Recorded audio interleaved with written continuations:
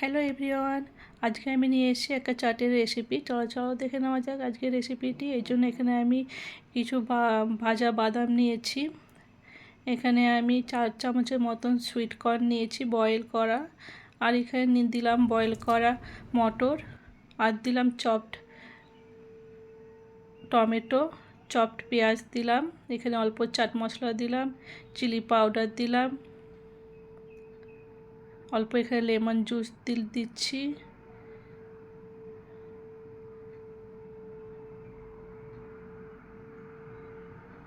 আর এখানে দিলাম স্বাদ মতন লবণ,